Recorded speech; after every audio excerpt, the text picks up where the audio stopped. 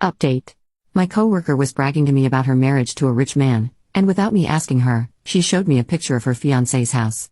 I was shocked when I saw the picture. The house in the picture is my childhood home. And then we realized that we had both fallen into the trap of lies that changed everything. When we arrived at my family home, I led her through the gate and up to the front door. I could feel her unease growing with every step we took. The moment my parents opened the door, her face went pale. "Welcome home," my mom said with a warm smile. She looked at Miss Harris and said, "Oh, you brought a friend. Come in, come in." Miss Harris didn't say a word as we stepped inside. I watched as she took in the surroundings, the same house she had claimed belonged to her fiancé's family. She was beginning to realize the truth. I couldn't hold back any longer. "Mom, do you know a man named Aaron? He's a salesman." My parents exchanged a quick glance before nodding. "Oh, yes, he's been coming around a lot lately. He's trying to get us to sign some kind of contract." Miss Harris looked like she was about to faint. It all made sense now.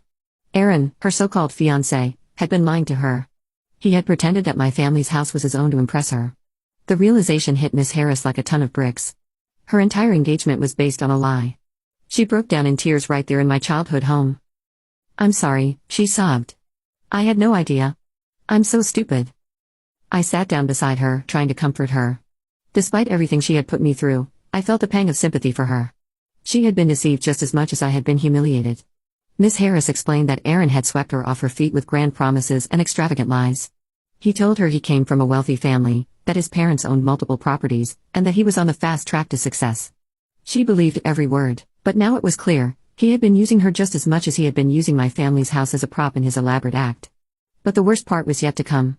"I gave him money," Miss Harris confessed, her voice trembling. "He told me he needed it for our wedding fund, and I believed him." I clenched my fists. Aaron wasn't just a liar, he was a con artist. He had manipulated Miss Harris into giving him money, all while spinning lies about a life he could never give her. "We need to do something," I said, determined. "We can't let him get away with this." Miss Harris nodded, wiping her tears. "You're right. But what can we do?" Together, we hatched a plan. The next day, Miss Harris called Aaron and arranged to meet him at a cafe. What he didn't know was that I would be there too. When Aaron walked into the cafe and saw me sitting next to Miss Harris, his face went pale. He knew immediately that his game was up. "I'm going to report you," I said calmly. "You've been lying to both of us, and I have proof." Aaron tried to backtrack, making excuses, but it was too late. I had recorded everything he said, and he knew he couldn't talk his way out of this. In the end, he agreed to repay Miss Harris the money he had borrowed, and we made sure he knew that if he tried anything else, we wouldn't hesitate to take further action. After that, Miss Harris apologized to me once again.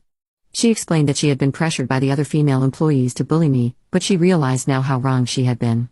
We started talking more often, and over time, we became friends. The other female employees? Well, they were eventually transferred to different departments after their gossiping and backstabbing caused too many problems in the office. The department became much more peaceful after they left.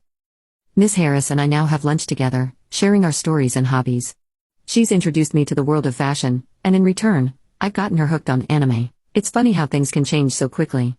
In the end, I learned that while money and status might seem important, they're not everything. True happiness comes from the little things, a quiet, peaceful life and the people you can trust. As we walked to a nearby park for lunch, Miss Harris smiled and said, "I made lunch today.